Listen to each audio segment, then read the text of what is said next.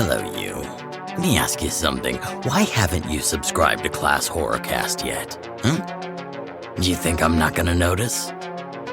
Well, I see everything. And I see you wetting your pants right now. The question isn't, should you subscribe to ClassHorrorCast or not? The question is, did I just subscribe you? Now enjoy the show. I'll be watching. What is up, everybody? Welcome back to another episode of the ClassHorrorCast. I'm your host, Aran, and on this week's episode, I'm joined by art director, visual designer, and concept artist Alex Laurant. Having cultivated his talent and passion for creating, Alex was soon on a path to some of the biggest movies of all time, from The Mummy and Minority Report to Green Lantern and Eli Roth's Clown. Alex has seen many successes and continues to pivot his work and take great risks, moving to the UK to work with EA and then moving back to Seattle to work on some exciting and mind-bending projects with Microsoft. Alex talks about his life growing up, his work on The Mummy and its sequel, The Day After Tomorrow, and his great work throughout his career. His passion and drive hasn't slowed down at all, and he continues to follow his curiosity wherever it takes him. We get into his favourite movies, the future of technology, his advice for following your dreams and passions, and some other unique and exciting conversations. Please join me as I dive inside the mind of a master of his craft and true gentleman, Mr. Alex Laurant.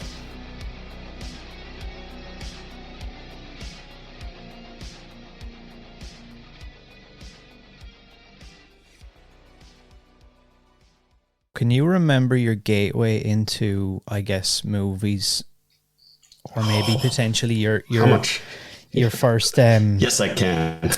Maybe the first movie you saw that left you in awe. Put that. Sorry, we crossed over. Maybe the first movie you saw or something that, like, you know, left you in awe of like what movies really were. Yeah, I absolutely can. It was a handful of them, but Beast from 20,000 Fathoms is one of the formative ones for me. Black and white, early stop motion, Ray Harryhausen B movie. That lit me up on so many levels, set me on a path.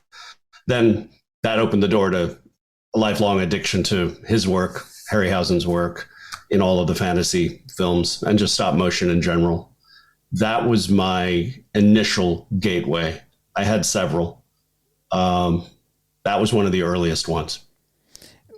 What about that in particular was it, do you think, now looking back, that kind of captured your mind, I guess? It was a combination of things. There was the simple appreciation of the magic, of the illusionism, of the use of miniatures and stop motion that brought me in. The epic nature of the giant reptile monster stomping through New York, flattening cars and people and eating randomly. Mm-hmm. Just the epic nature of it.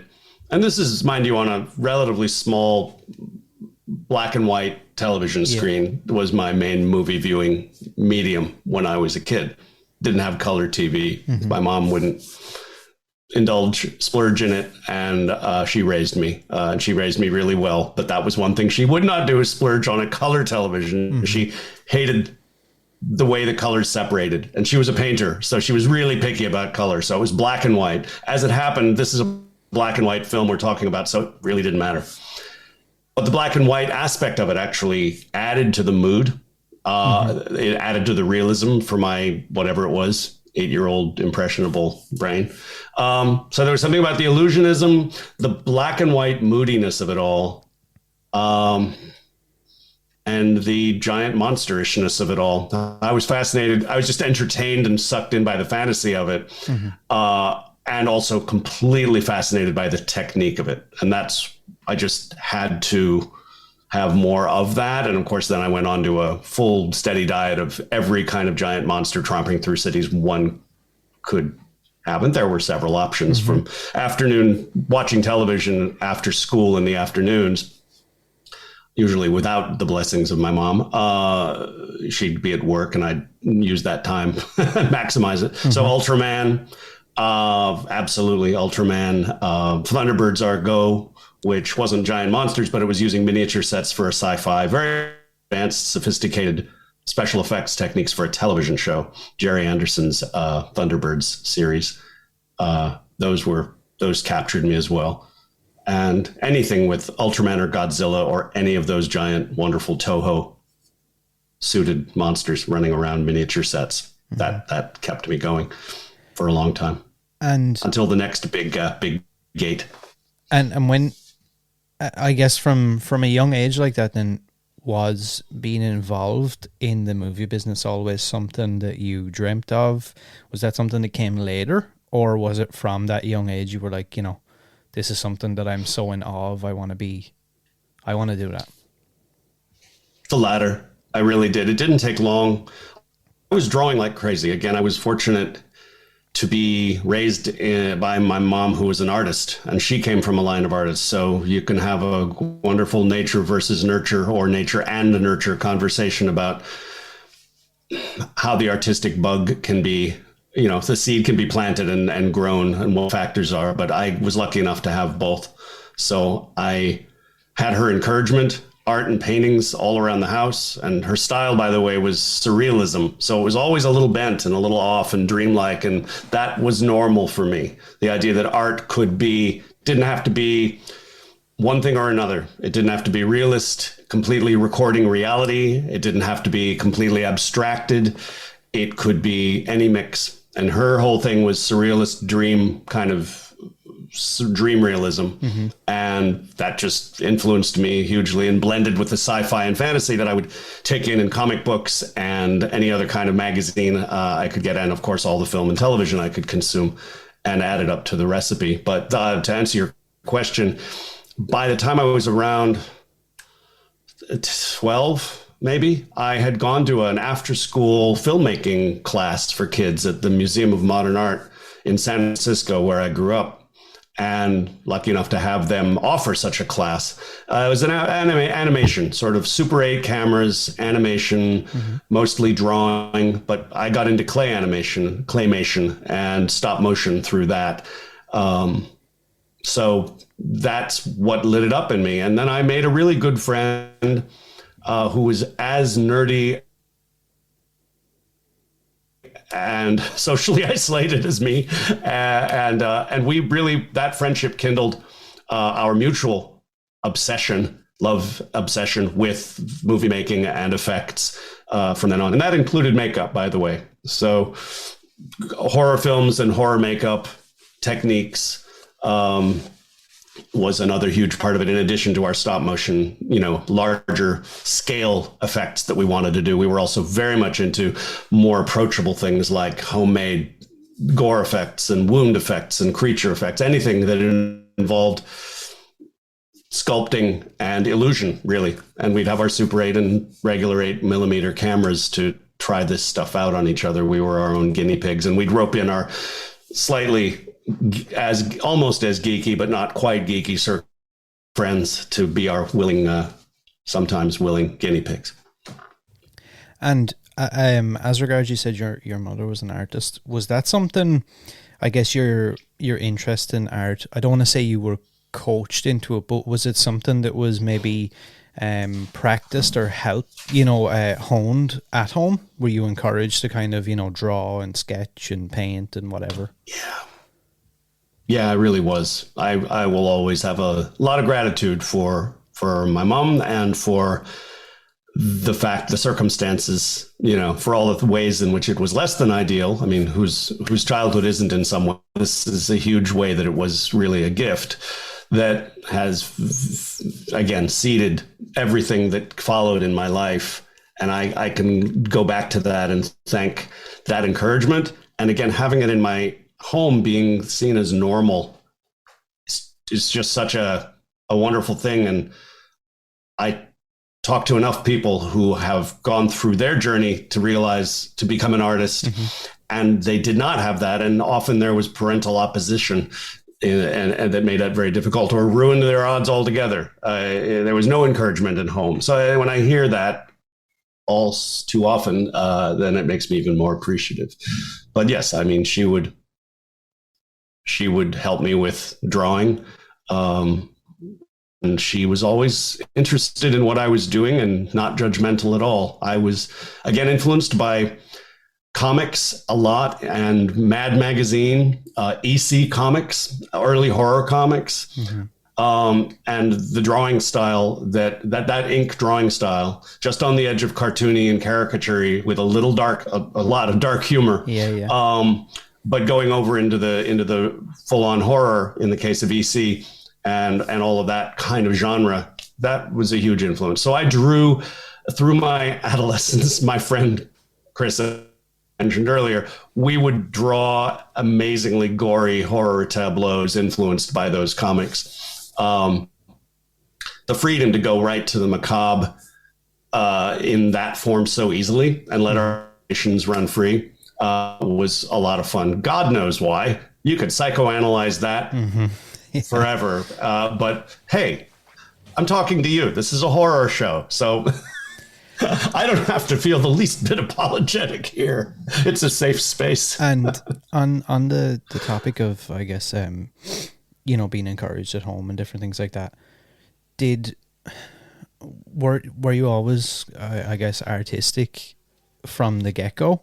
Or was it something that you had to like hone that skill and practice, or was it something that came naturally?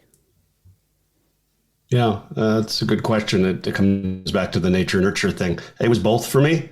I definitely came into it. I had something I was born with that made it come easily to me.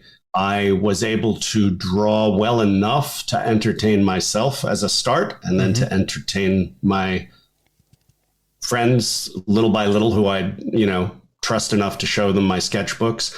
I did a lot of, in earlier school days when I was 10 or 11, my drawing became a part of my social life. It was like a social lubricant / survival strategy at times.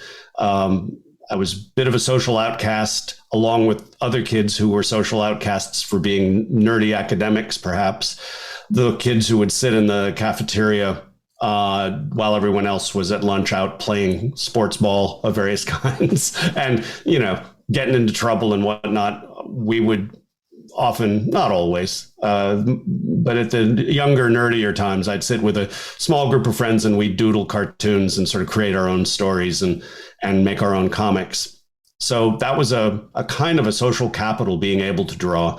And a couple of times, there'd be bullies or big tough kids I would be fodder for them normally, but they saw I could draw cool stuff that was even scary and gory and creatures and monsters and whatnot. And they thought that was even cooler. So I got a kind of cred, and they didn't beat me up or steal my lunch money. They would kind of befriend me in a way, or protect me even, and I'd draw them some cool pictures. So maybe there was just a nice bargain going on there that worked both ways. It's okay. But anyway, all of these things were encouragements for me that gave me positive feedback. But yeah, it's always a process of whatever innate skill or talent or affinity you might have for it. You have to work really hard to get to learn technically, to improve. That's all self-driven. Really. And that's a lifelong pursuit that those are hills and mountains I'm still climbing to this day, in different ways. On the topic of, you mentioned like schoolyard bullies and stuff, a lot of the questions that get put forward to me to ask different people, a lot of it revolves around maybe having negative family members, friend groups, or just people in general who, I think, unfortunately, a lot of people's culture is to kind of maybe knock things without realizing how much of an effect they might be having on somebody pursuing a dream. Is that something you've ever dealt with? And if so, how did you keep yourself kind of, I guess, not conforming to the norm? Wow, that's a really good question. Again, I can only emphasize that I was fortunate to have as my primary parent, my mom, and the encouragement she gave me was really unique. She was herself different from the norm, being a divorcee in the 60s and 70s. a single mom, raising a son in San Francisco at a time, in a place and at a time when a kind of free mindset, you could call it in today's language, a more liberal or progressive free thinking mindset was taking hold in the culture in general. It was a really good place and time for her to try that lifestyle, have better odds of making it work. So there was we didn't have the situation where we were in a town or a region where the dominant culture frowned on anything like that. The idea that she would be scoffed, or we as a unique family structure, single mom raising a son, would be scoffed at. That was not a source of negativity that I felt. She protected me from it. I'm not saying it wasn't there, even in a place like San Francisco in the 60s and 70s. It wasn't all a big hippie party. There was still a traditionalism and expectations from people to be a certain way. And I had to grow up dealing with that. But my point is, on the positive side, there was an eccentric nature to we were seen as eccentric by many of my friends. I was definitely a strange one, but in a good way, I think. I didn't really get a lot of crap thrown my way for that beyond the initial just not fitting in part. So, I mean, that was pretty profound. I can't understate that. When I was younger, the not fitting in part was pretty profound driver for me to find solace, find a safe place for myself that I could be creative and thrive, build my own imaginary world. Again, psychoanalysis, party here. But it's a good line of questioning. If I had been raised by my dad, early days, he was an economist, and we visited and had some contact, but he would not have approved at all. And I would have caught a lot more resistance from him doing what I did. His second wife, my stepmom for a while, saw the kinds of, when I would visit them, saw the kinds of things I drew and the clay animated films I made and all the violence, cartoony violence contained. And she thought it was abhorrent. She thought it was a moral sin, just a horrible thing for any young person to be even seeing, let alone creating. And I must be warped. Therefore, I must be being raised in a warped household, morally malign. But luckily, she wasn't raising me. But that was some reaction that I caught, a little glimpse of how other people would actually regard the things I thought were normal. Happy to report that years later, my dad and I, who we fostered a really good relationship later in life, when I found my career momentum and he saw that this wasn't a fad, and he saw that there was actually a way one could make a living, respectable living, doing this kind of thing, his eyes really opened up. He was actually quite a open-minded person. And when he was reassured that I was going to be okay, he came full on to be very supportive of what I was doing later on.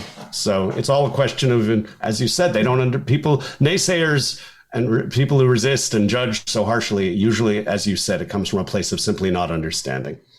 Yeah. It's unfortunate because I think so many people do it to other people they love and are really close to without having any sense of self-awareness. Yeah. Well, too true. Yeah. Very, very true. Yeah. And it is unfortunate. And a lot of people who would have had the opportunity to explore a whole creative side of them, perhaps an entirely different life path or career path, that option is shut down and blocked at an early age. And that is truly sad. Often they're able to find it later after they've gotten out from under the weight of those obstacles. But that's a long journey. And it's,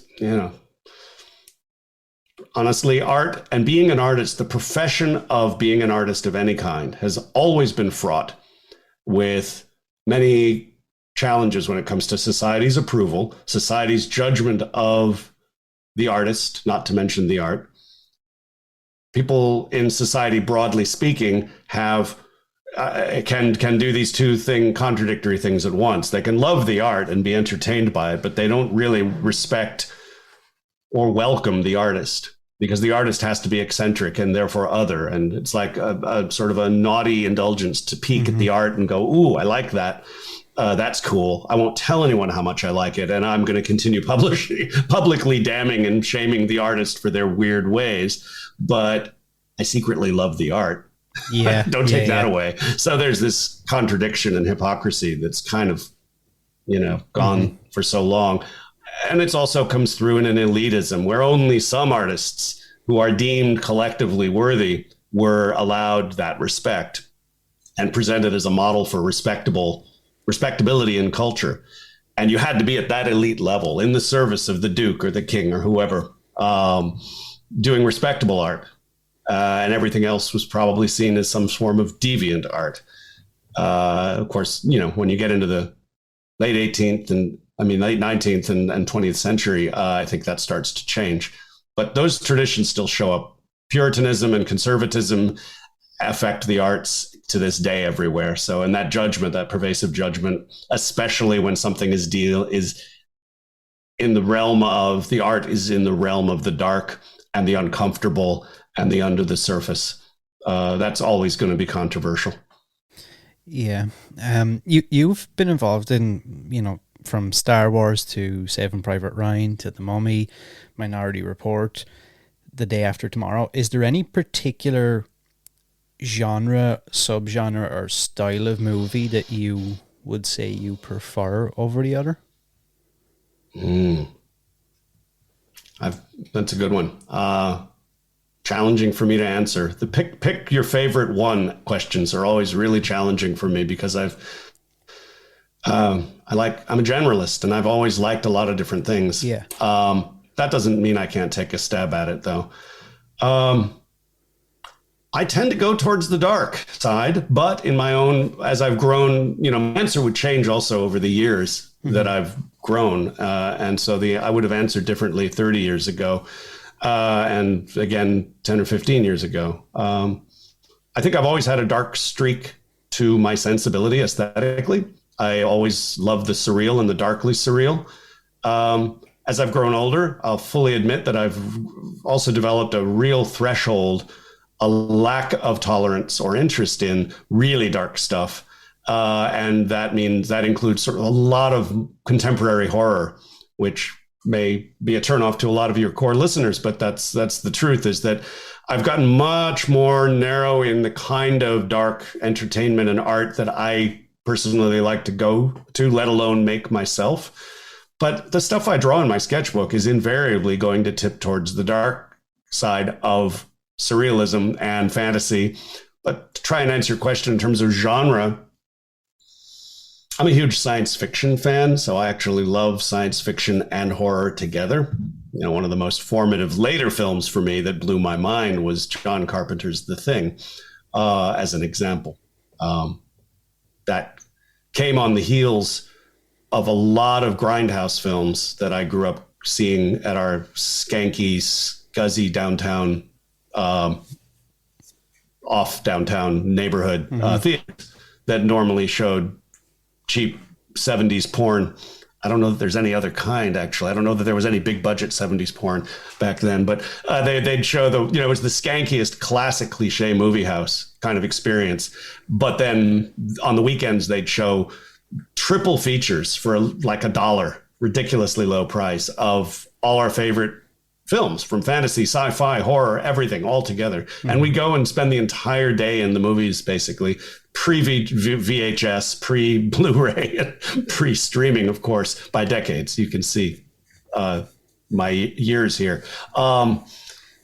So, that kind of film, that dark sci-fi horror with a heavy dose of sci-fi, which meant creatures and monsters, always have had a fonder place for me than straight up human or spiritual or ghosty supernatural based horror.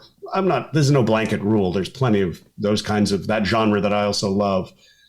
But if you personify the horror in the form of a creature or some sort of sci-fi context, I'm more likely to like it now, because I think those are narrative, those are barriers, those are cushions for me that remove it just a few steps from abject reality, which is so damn grim that I find that horror that is based without those cushions for me right now, and I can respect it.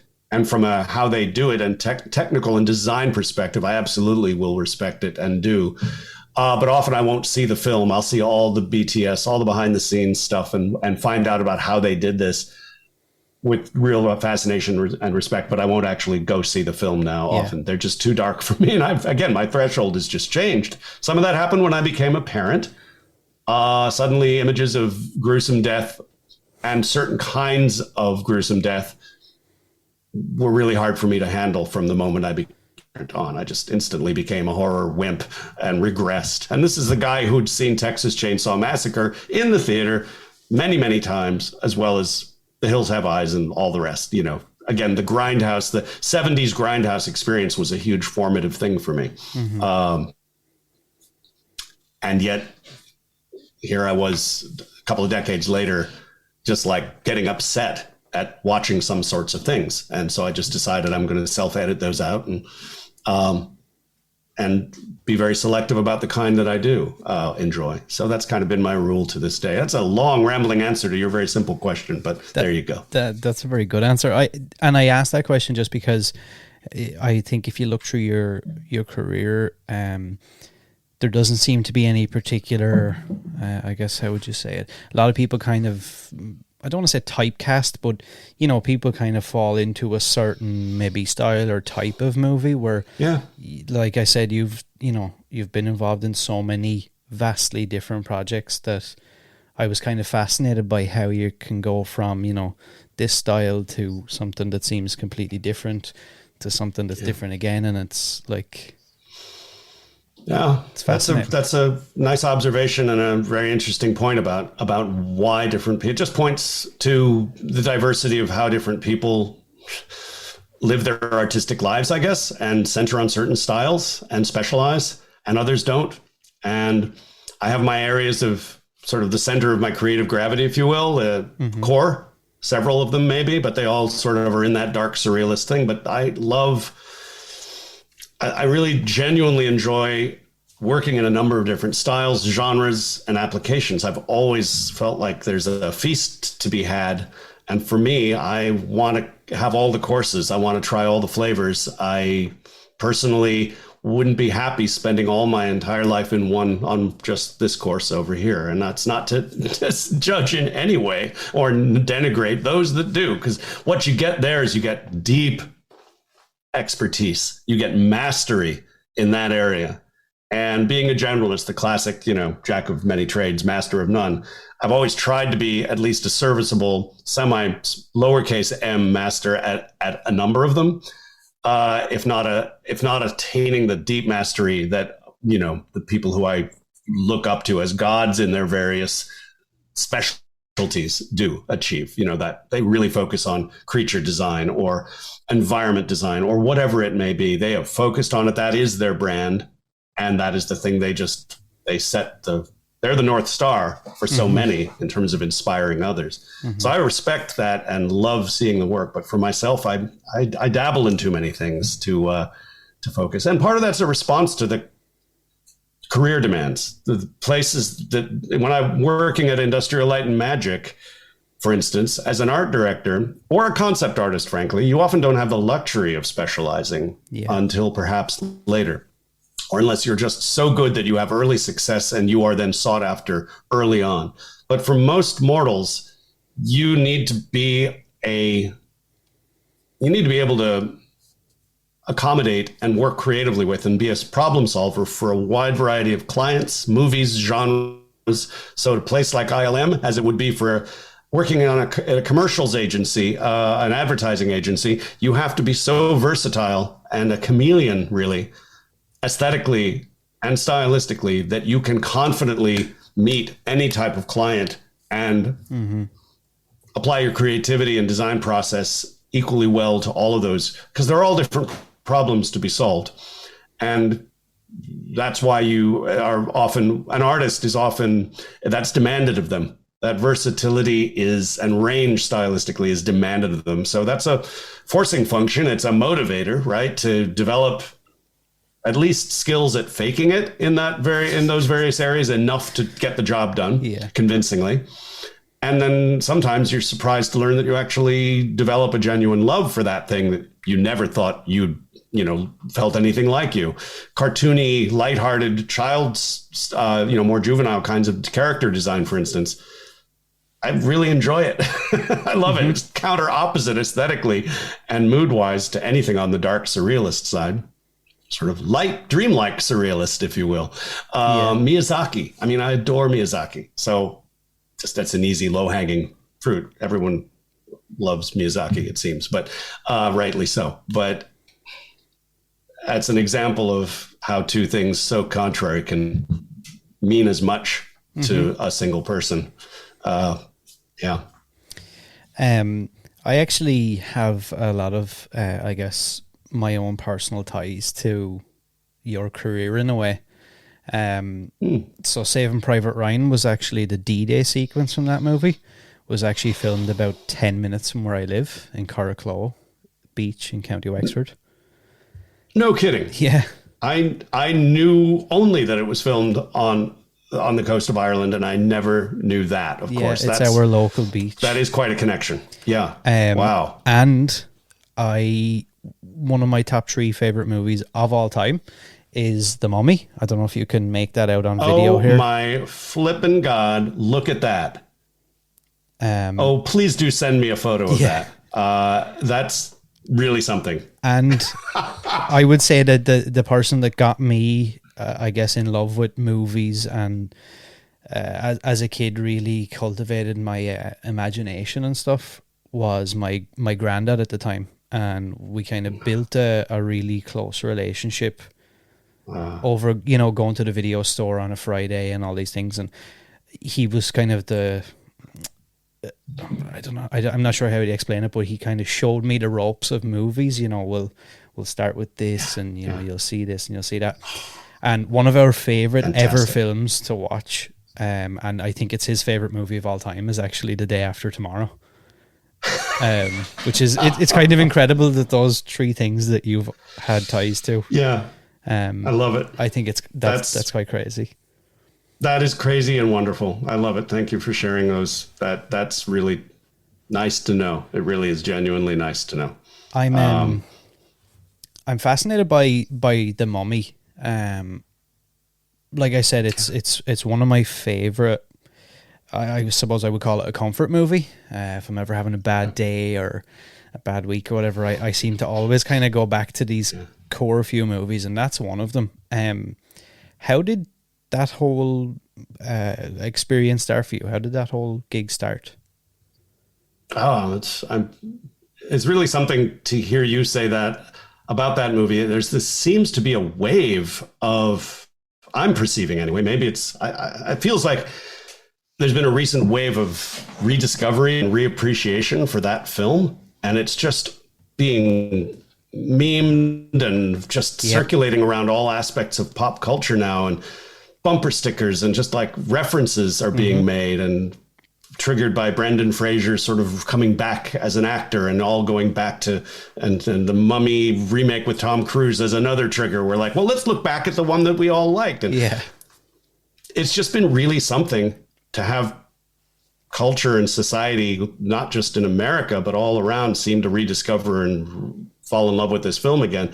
It's very gratifying to have been involved in it. To answer your question, it was one of my favorite experiences working at ILM, and I was at ILM for a total of 8+ years, and that was early. That was the first big film I'd worked on. The way ILM worked then, and I believe it's fairly still the model right now, even though they've got so many. They're now global in their presence. At the time, we were still one main shop location, but we had an internal art department, and the job of that art department was where the art directors like myself and the concept artists also like myself, because art directors are almost always concept artists as well there. It was sort of the career path you'd take, presumably, or if you came in as an art director, you had to have strong concept illustration skills. That was often 2 jobs in one that you would have to do. But that's also where the concept illustrators and concept designers sat, who were not art directors. They were just creature people and environment people and storyboard artists, and they would make animatics and pre-visualization for things. And they had us next to the model shop. I was there at the time when digital effects were just starting to explode, and computers were at every workstation, but so was a drawing table with traditional media, pens and pencils, and miniature sets and miniature effects and stage effects with pyrotechnics were still being made as part of the recipe. And this new recipe of digital plus practical and physical was being kind of played with and perfected.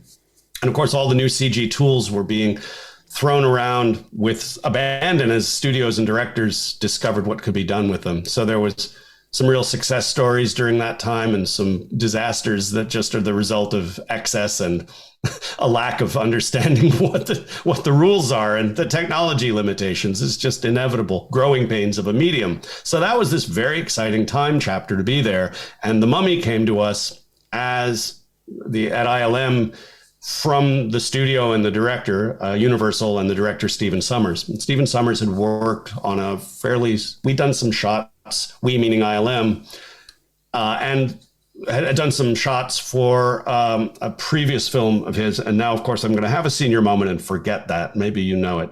It was fairly small number of, why do I want to say it was a ship? A horror film taking place on a ship, a ghost ship. I might be totally flipping that around. Someone out there will find out the answer to that question, but it was an early Stephen Sommers film prior to The Mummy. John Burton was the effects supervisor at ILM, who had worked with him, and they'd formed a really nice trust bond rapport, sense of humor and all of that. And so the director, Stephen Sommers, came back to us not at the usual time that a studio comes to ILM or an effects company, after they've designed all the stuff and made all the major creative decisions in their own internal studio art department. Rather, he came to us early, before, when there was just the script, a draft of the script, yet to be refined even, and asked us to help really early on and devise the whole look of the film, including the main titular character of Imhotep, and how that whole thing would be depicted. He came to us to help him solve a visual problem. He did not want it to feel like a man in a suit. He did not, you've seen us talk about the behind the scenes stuff, and the challenges of the day seem quaint today by comparison because the tools have advanced so much. But at the time, this was really ambitious stuff to create a humanoid, human scale, photorealistic human creature in these various stages of decay, ending up with this state that is, you can see through, and it's absolutely not a puppet, and it's not a suit kind of solution. So he came to us with these challenges and a still forming idea, and we all set to work, the entire art department. One of our jobs before we even were awarded a film was to help with the bid process and try and win the work for ILM, win the award, which could go to another effects shop if we lost the bid. So we were marketing in a way for the company, which gave us the opportunity to work on a lot of cool things that never saw the light of day, because a lot of those things either went elsewhere or got shelved. It's just part of the industry. This one, however, was one of those really choice assignments where all of the artists who were tasked with this, pretty much all the artists who could do creature work in the art department, as well as a whole bunch of external freelancers who'd been brought in by the studio, we all had this free-for-all of creature just design. It was this great, walls were filled with all these prints of different interpretations of Imhotep, different styles of all the artists. And I threw in with the rest of them, and something about my version of it struck the director's fancy, and we started kind of circling in on that direction. Around that time, I think I was awarded the job of being the art director on that. And that it's not like I got to choose the artist I wanted. At that point, it was still the director's call. Everything I did at ILM and the effects soup and all our team was always in service of the director and the studio, of course. They are our client. Mm-hmm. We're there to tell his story. So and often it's the effect supervisor and the director, who John Burton in this case, who are the key points of contact on the creative side. So it ended up being a fantastic opportunity for me. It just grew. That was my way into it. And it stretched me in all sorts of great directions. And it checked so many of my creative boxes. I have a love of big epic vistas and environments, as well as character design. And so this gave me the chance to really do both. All of that exaggerated ancient Egypt stuff that kind of bookends the film was really thrilling for me to work on as well. I always look back on that with probably equal fondness, those shots to the ones of Imhotep. Again, we got to use miniature sets and this combination of old school techniques with completely, at the time, new school digital techniques really married together in those environment shots of Thebes, ancient Thebes. That was a thrill.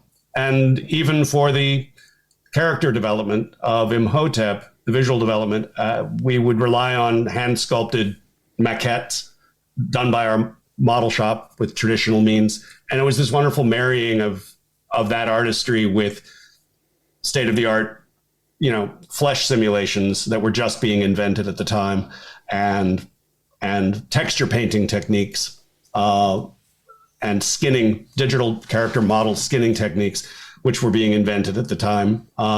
It was this great big soup of all of these different artistic and effects technology challenges that we got to solve in this. It was like a playground, really fun.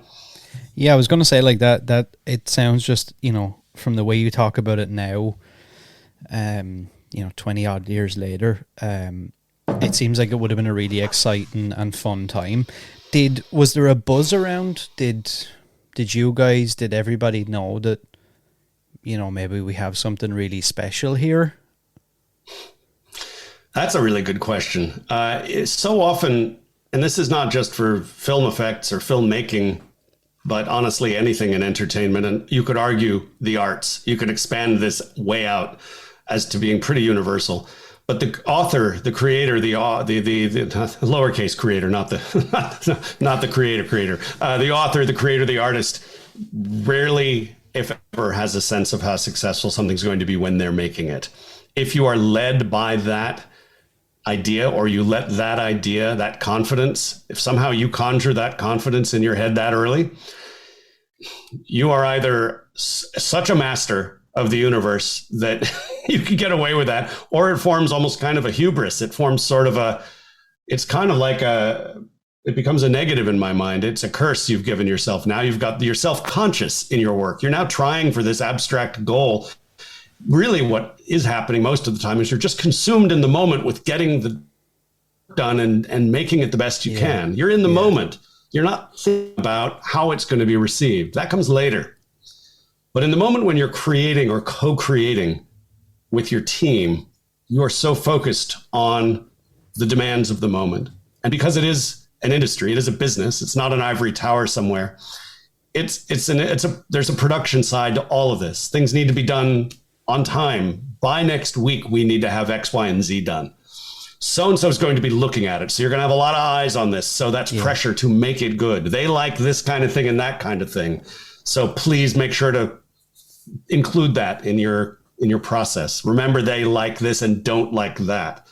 So as a concept illustrator, as a designer, as anyone working with a client, you are not just inventing the thing from your own soul that you love and putting it on paper. Nothing wrong with that, but this is a production version of that. Any client engagement, which almost all commercial art or entertainment media art is in some way, it's a business, it's a commerce, it's art meets commerce. You have a client, you have a creative partner, a boss, and you do need to be good at negotiating and compromising your own creative self, your ego, etc., with their creative vision and melding the two, if that kind of addresses your question. And you said, was there a buzz? I was kind of went off on tangent from that.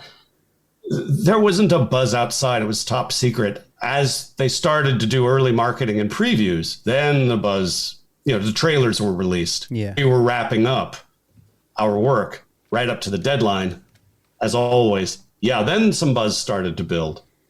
But internally, we were pretty darn excited about what we were being invited to do.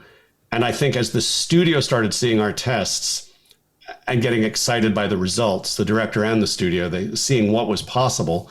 Again, remembering this was really new at the time. Had not been, a lot of the stuff had not been seen, or any of it. I think the confidence and the excitement started to grow from the studio side, and that started to leak out a bit. We felt it.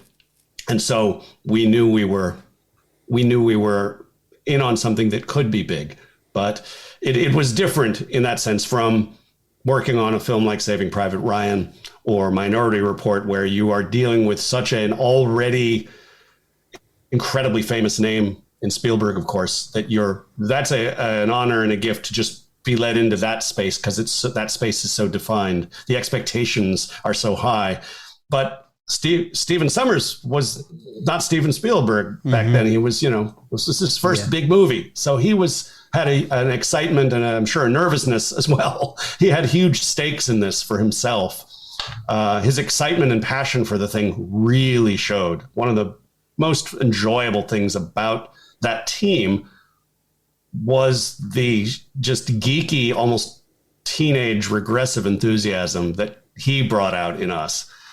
From his script writing style to the aesthetics, to the references, the tributes, the tips of the hat to all of these sources, including, of course, as I'm sure I don't have to tell you, the skeleton fight from Jason and the Argonauts being paid such homage to in the final priest mummy fight scene. So that the nods back, the nods to Universal horror catalog, the nods to Creatures of the Past, the nods to stop motion, all these eras and these aesthetics that really formed Stephen Sommers' aesthetic found their way into this film. And we were just such a bunch of geeks at ILM already that we all spoke the same nerdy language. And the chemistry kind of helped fuel the whole thing, I think. Yeah, it's something... it's probably just my own personal nostalgia, but I always feel like that there's certain movies like that, and The Mummy is probably at the top of the list for me, that I feel like every time I turn it on or see anything about it, it takes me back to a time where I was like, oof, that was like that really felt like the golden era of, like, I guess all those things coming together, all those creative aspects. It wasn't being done just because, it's The Mummy, or it's going to be this big thing that we're just going to churn out. I mean, it released in 99, so 20 odd years ago, and I would say, and I know that there's millions of people across the globe that would agree, that movie holds up just as well today as I think it would have back then. I mean, what was achieved there, and like you said, with this technology all being brought together, and it was like unseen at the time. It's crazy that it was pulled off so well. And even to, it's got its own theme park attractions and stuff like that.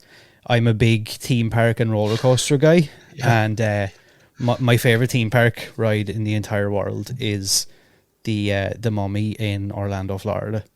Universal, and it's one of those things, again, like they kind of captured, I think, a little bit of that magic when I always make sure to go through the full queue line, even if I've got an express pass, just because you get those little glimpses of behind the scenes and like the kind of fake setups. And there's something really exciting about even documentaries made about that time. When we kind of get a little look into, I guess, your guys' workshop, and you can kind of see everybody bustling around and everything that's going on. It's, I don't know, there's something about that whole thing that kind of captures...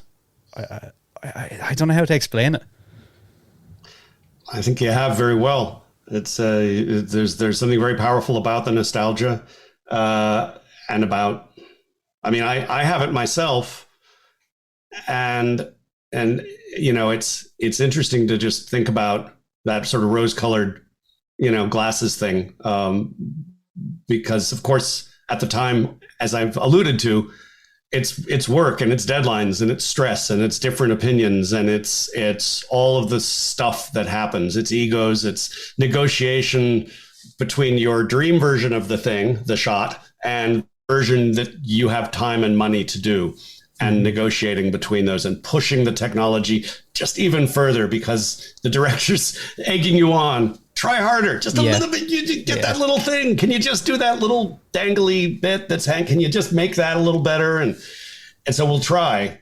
And sometimes you succeed and sometimes you don't. It's just, again, deadline, time and money and technology. But all of the constraints that we were facing then have equivalent constraints now. The tools and technology have changed so much that in many ways, everything sort of shifted up in terms of sophistication and visual realism, quantity and quality.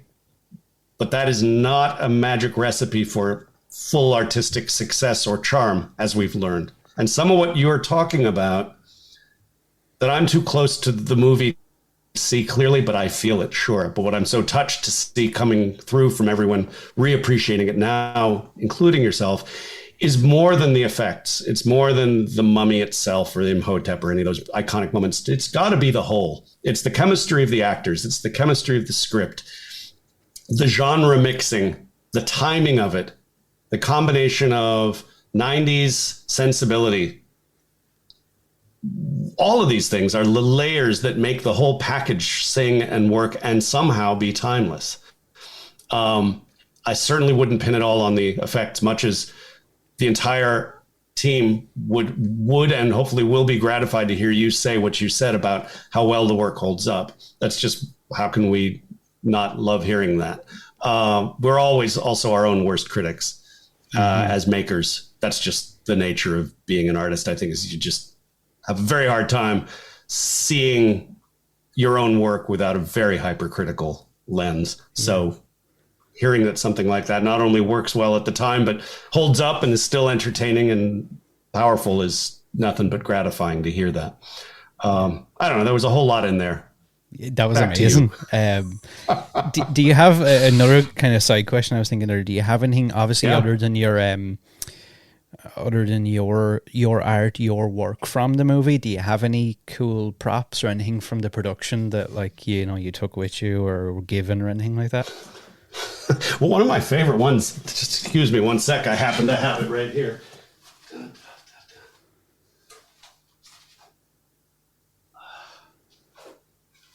Oh, wow. Is that a column from the... Wow. You know it. Yeah, this is from the opening shot of ancient Egypt. This is the column from the temple. Wow. And so this is cast in a rigid, lightweight foam and hand painted with some color copies on fabric of real hieroglyphics, then applied here. But all of this came from a clay original, and this was all sculpted in our wonderful model shop. And again, you can just sort of see, if you go back to that shot and you sort of see the whole column, you can then infer how tall the thing was. Yeah. Yeah. You see me in my sweats and slippers today. Yay! It was supposed to be from waist up. It's my presentation outfit, and now you just got to see the whole me demonstrating this. So there you go. Your very personal, very intimate conversation we're having here now that you got to see me in my sweats. That's how I dress for work every day now, by the way, thanks to remote work. But anyway, I happen to have this. This is, I had a Sphinx from the same shot, but I have this little thing. This is just a little cobra decorative cornice that a bunch of these were cast and put along the top of the temple. I think this may have been for The Mummy Returns. The Mummy Returns was basically an attempt to get basically all the same crew, get the band back together and do it again. And we can have a long discussion some other time, unless you really want to have it now, about that film. There was a lot of really fun creative work that happened on that film, but I just really prefer to remember the whole thing didn't gel, unfortunately, as a whole, for me personally. We'd never slag the whole thing, because as a creative process and as a project to work on, it was filled with so much fun stuff. And a lot of that was like, hey, you get to do some of the most fun stuff you did on Mummy 1. You get to do it again.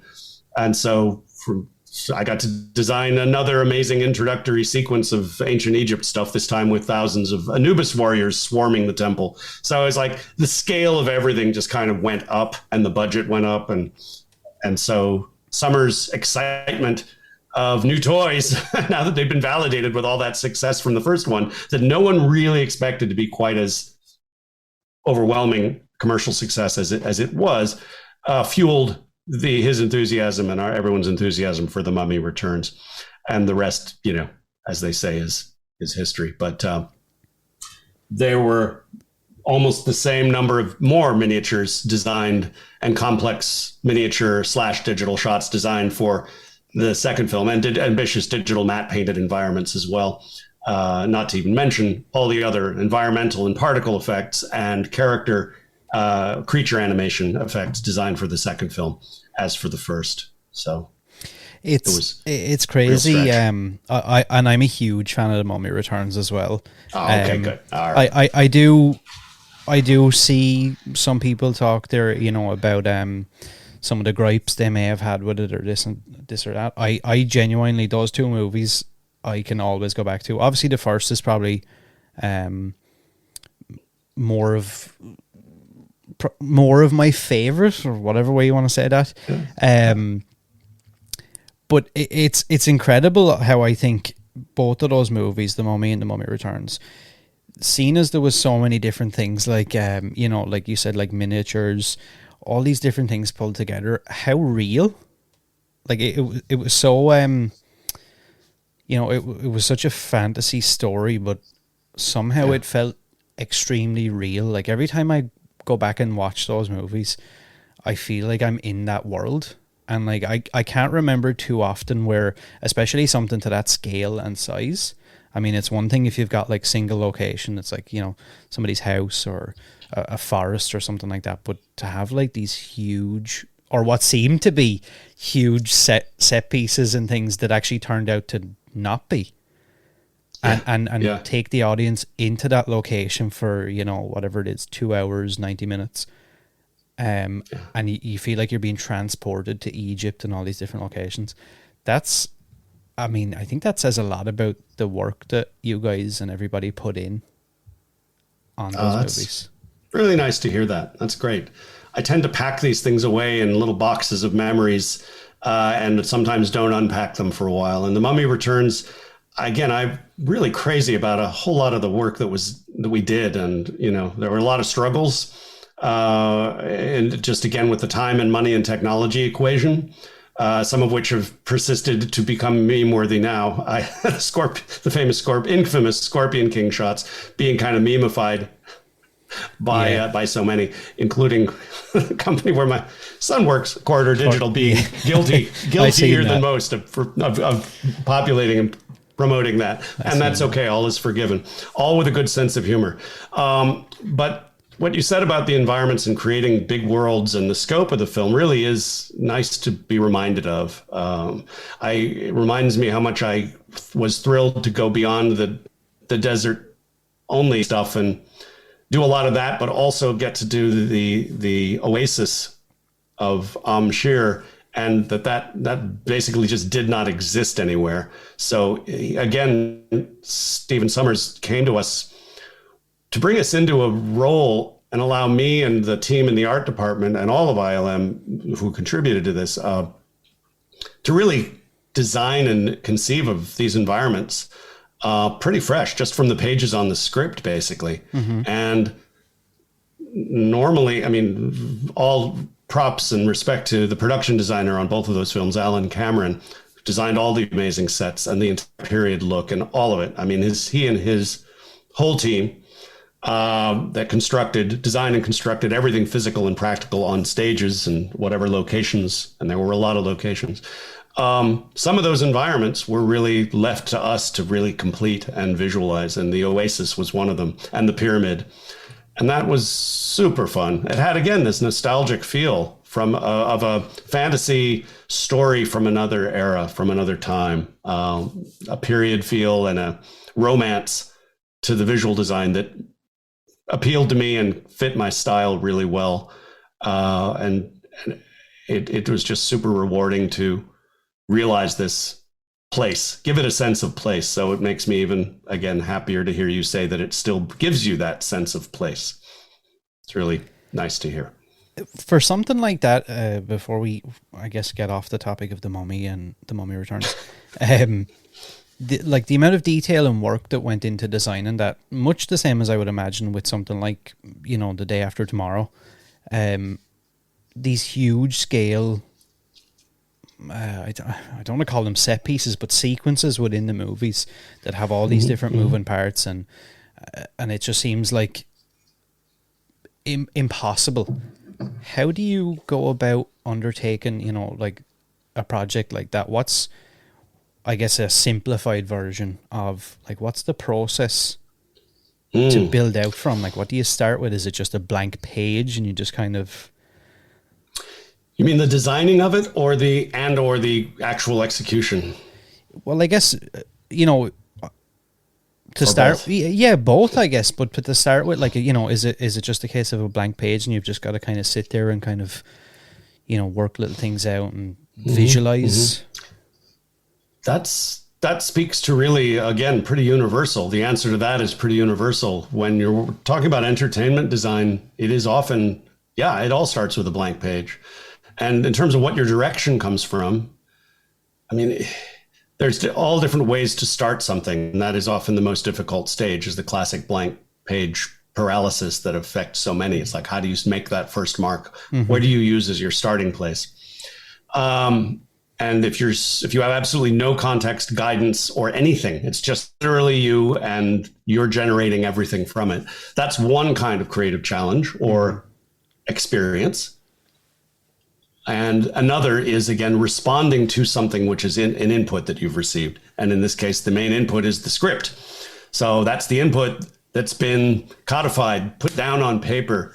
And in many cases from a film studio, when they come to a post-production and effects house like ILM or any other, they will very often have had their own internal art department start assembling reference images, hundreds of reference images, to start the process of visualizing the words on the page in terms of what the film will look like, the mood, all of this. So usually we'll get a package of this stuff. And on top of that, they may have also had an art department or hired some artists in an ad hoc art department to start illustrating or storyboarding the way some specific sequences or shots might play out. All very early. This is just early visual inspiration, basically. Mood boards and lookbooks are a couple of other things that are created. A lookbook being just a bound volume of all of these inspirations. The director will sometimes work with the production designer and the cinematographer, for example, early on, or some other artists, to assemble a lookbook. Every image has been blessed by the director, and it sort of becomes a visual Bible of style. So these are some of the things that are inputs when someone in the art department at ILM, myself or any one of the concept artists that I would be partnering with, what we have is inspiration to get us started. Sometimes we don't have any of those visuals, though. So that's something about sort of where the early stage of the process. Then you are relying on your ability to draw an idea, and you have some sources of inspiration. There's almost always something. If you read the script more carefully, if you really read into the words more, if you have any stylistic guidelines, we know we're set in this period. We know we're in this part of the world. We know the sensibility is sort of an exaggerated romantic version of that. So I can use this black and white historical photography of Egyptian ruins or modern color photography of the ruins as they are today, but I now need to put a little extra magic, a little extra artistic emphasis on them and pump them up a bit more. Summers was a big one for taking historical reality and then amping it up. So all of these things are inputs that as I'm drawing, I'm starting to take into account. But yeah, it starts by sketching or taking photographs into Photoshop or starting a painting in Photoshop and painting over them and creating a concept piece that way. It's an iterative process. of designing this. You can't fall in love with anything that you've done. It can all be rejected. You must develop a very thick skin in this process, which, remember, is collaborative. It is so collaborative. It is not just you or me working alone in the ivory tower. It's this intensely production-driven, very collaborative process with a lot of other moving parts. You are just one of them. In this case, the work you do is going to radiate out and influence a lot of those parts, but it's still subject to a lot of eyes and a lot of opinions and a lot of filters. Can we afford to do something this big? Does this meet with the aesthetic of the movie? Does the director just like it?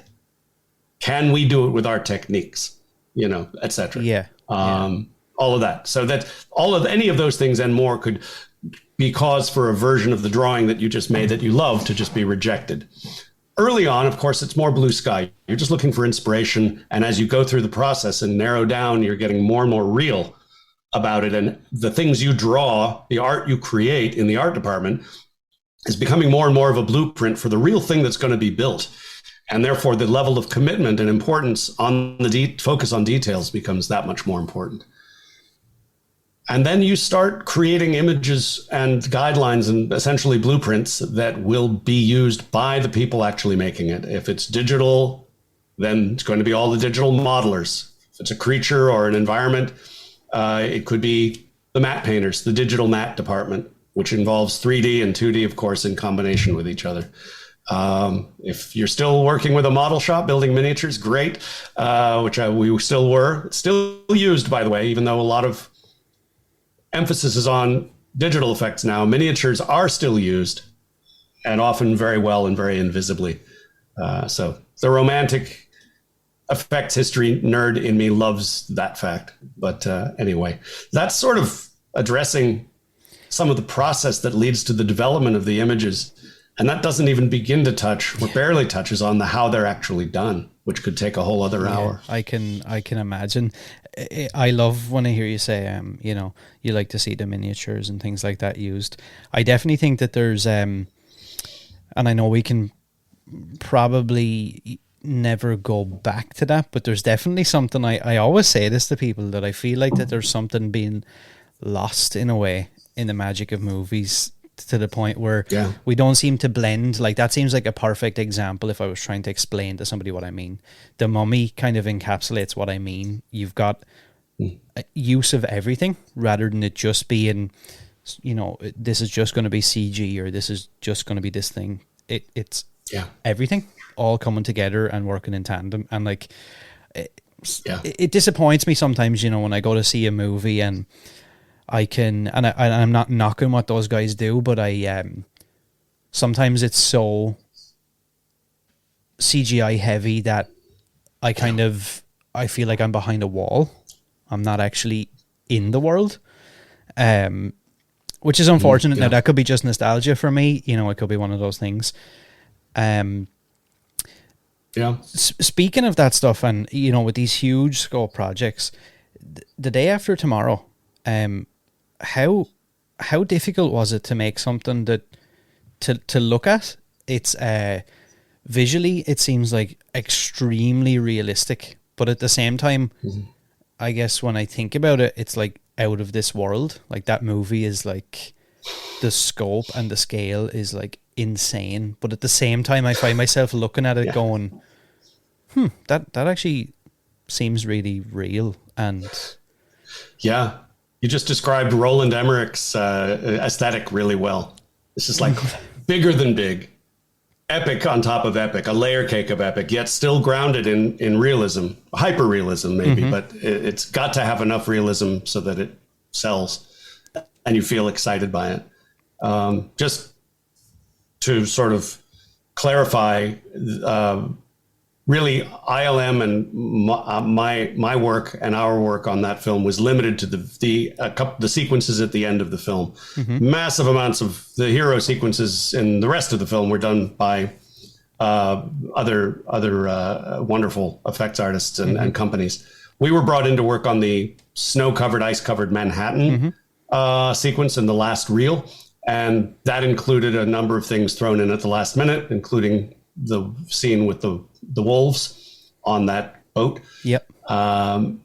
digital wolves were something that came in, I think, I could be wrong, but I don't remember them being part of the original bid. I think the original bid was really focused on the environment and establishing this very unique look for the ice-covered city that Emmerich wanted, and had some very specific reference for. And I think the wolves were brought in as like, oh, and by the way, we also really need these.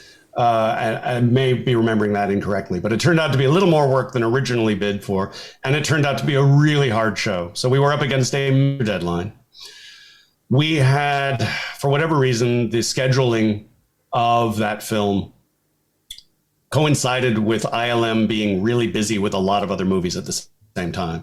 And we'd already scaled way up by that time. Mm-hmm. The Star Wars prequels had already started, coming out, if not all three of them. We'd have to check the dates, but we might have been involved in the third of the prequels by that time, overlapping. But I think that even that may have already been done. Point is, we had experienced a massive scaling up where our sheer numbers at our company had grown to accommodate a film with thousands of heavily digital effects shots. Yeah.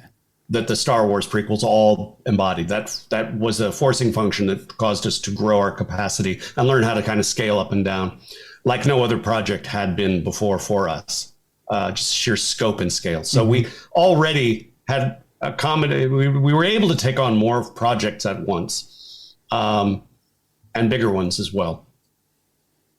And so this is all, of course, a marker on the long trajectory of history to look at how ILM as a case study has scaled since, with studios now in Vancouver, British Columbia, in London, in Singapore, and others I might be forgetting, as well as of course their home base in San Francisco still.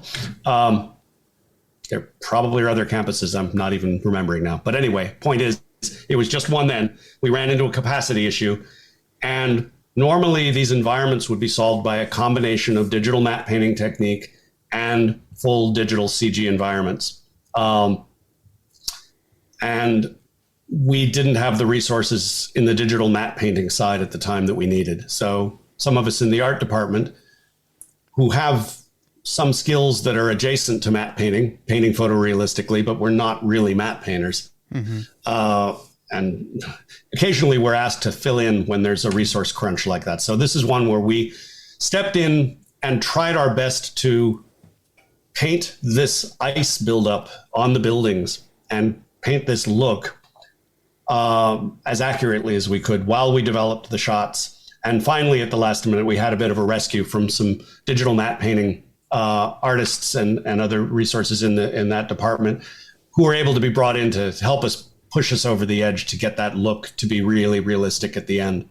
But it was really interesting to be involved, not just with the art direction and the concept design, but really that deeply involved in all the sweat and hair pulling involved in actual shot creation all the way up to the very end, until, again, we were sort of rescued with some really much needed help at the very end. But it was surprisingly difficult to create this, what is it, a dozen shots, a few more than a dozen. When they first approached the city, there's a bunch of shots where we established the view on the ground and from some wide aerial shots. And then at the end, when the rescue happens with the choppers coming in, the aerial transports come in, and that ends the movie. There's sort of a second sequence. And I remember this so well because the time of day was really different for each. And the color treatment of the sun and the sun's colors was very different for both. And we had to pay a lot of attention to that and wrestle with that look. But I have very fond memories of early on taking some of the concept art that I and my team had created and bringing all these prints down to LA and laying them out on a coffee table at the offices with the director and just having a very easy chat about, what do you think of this? What do you think of that? Is this what you have in mind? And he'd circle things and make comments. And it's just nice to have that face-to-face interaction. We're just working on this thing together. There was not a lot of, starry-eyed. There's not room in that moment for a lot of starry-eyed worship and fanboy stuff. You park all that. Yeah. You might be feeling it, but you park it. And it's just two professionals working on this thing, and you sit down and get to the work, and you get to the communication that you need, and you leave and do it again. And you say, is this better? And you're gradually getting closer and closer to the visual. And that becomes the guide for all of the wonderful digital artists and other artists along the way who actually make the shots. Is there a movie, an IP, something like that already exists that you'd love to have been able to work on, or would have loved to have been a part of? Is there something that sticks out in your mind? Maybe, I'm just throwing something out there, something like Nightmare on Elm Street or this or that or whatever it might be. Oh, I have a pretty common reaction when I see a film that I'm absolutely crazy about the visuals for. It's just an unstoppable reaction of, oh, I would have loved to have worked on that. Yeah. I bet that was so fun to work on. So Avatar, the designing and creation of Avatar, I just can only imagine. Mm-hmm. Lord of the Rings. Yeah. I mean, basically, Weta. You just say Weta. That would have been an alternate life, is to find my way, and its alternate career path and life path would be to have somehow been one of those who got into Weta early on at the Lord of the Rings stage and relocated and lived a whole different life down in Wellington. And look at that as, for both of those IPs and the creative synergy that they achieved. Again, mm-hmm. This embracing that Peter Jackson has in the Lord of the Rings context of using all these different techniques, practical, physical, the use of cinematography, of the amazing landscape they have there, of course, with the miniatures or bigatures and that technique in camera, the celebration of all of it together. And at the time, just the state-of-the-art advancements in digital character creation and integration of all these things, that would have been amazing to have been a part of. In terms of contemporary ones. And Avatar is similarly just this, because there's so much technology that's just coming into maturity now, virtual production technology that I'm super interested in, not to mention digital character creation, performance issues that are really, really, I'm passionate about those and follow those. That's a thread that connects the last 2 decades for me, and continues on. So that's a place that I think is filled with, aspirational synergy, creativity, technology, storytelling, all coming together at its apex. And of course, there are many more, but those are 2 big ones I can name off the top. You seem like a very focused, productive kind of, how would I explain it? You seem to have, I guess, for lack of a better way of saying it, you seem to have your shit together. It's all an illusion. Do you have any particular, I guess, process or things that you follow to kind of keep yourself on track? I find a lot of people, they always ask about how somebody who's like successful or a high performer kind of keeps themselves from wavering, and kind of, you've had really big successes, and sometimes we see that and the person kind of like, they kind of go away and, oh, I'm the mummy guy. And then it's like 20 years later and nothing else has happened, and they don't seem as passionate anymore, and they don't seem as creative and kind of on track. Is there something or some things that you do to kind of cultivate that and keep yourself excited and fresh? That's a really good question. That's a big one. You're firing really good ones at me. These are not little lightweight trifle questions. That's a good one. Juicy. First of all, I appreciate the observation that I seem to have my shit together. That's appreciated. It's never really the same from the point of view of the person inside, of course, because I never fully feel like that's the case for me. But it's nice to hear that it appears that way. And I guess if the evidence of one's career path and creative passion ongoing is the evidence that you're sort of leading with, then yes, I'm really grateful for the fact that I do still have a lot of creative passion. I got teased at ILM in a very affectionate way, called the mummy guy for a while, because I was 2 films and probably 3 years total of my time there immersed in that world. And so it was a joke. because they knew that I didn't really want to be, much as I loved working on it and proud of it. And so happy to be associated with it now for all the reasons we talked about. I didn't want it to be the only thing that defined me. And I mean, it was, how to answer your question.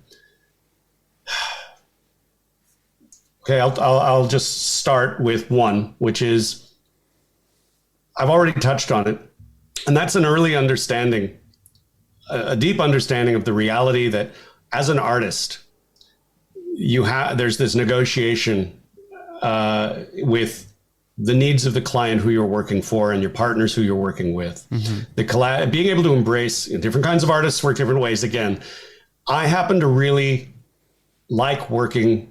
I like working solitary on some things, but I also really like working collaboratively. I like working with people. I'm social, and I like collective creativity. To me, my journey from being a hands-on artist alone, a concept artist, to being an art director, directing a larger effort, but being less involved with the day-to-day hand making has been its own difficult journey. And I speak to a lot of artists who are thinking about or being offered an opportunity to go up that level, from artist to art director, from maker to manager of makers. And it really scares a lot of people, turns a lot of people off. The word manager or director have a lot of immediate negative stereotypes thrown at them as sort of preemptive.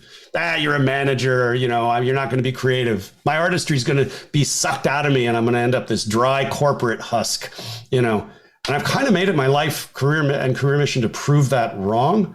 Mm-hmm. But it is because I don't believe it has to be true. That's one of the tools, is understanding the realities. Maybe it's 2 in 1. Understanding the realities of business and the entertainment business. No matter what it is, theater, television, advertising, movies, being a book illustrator, whatever it is,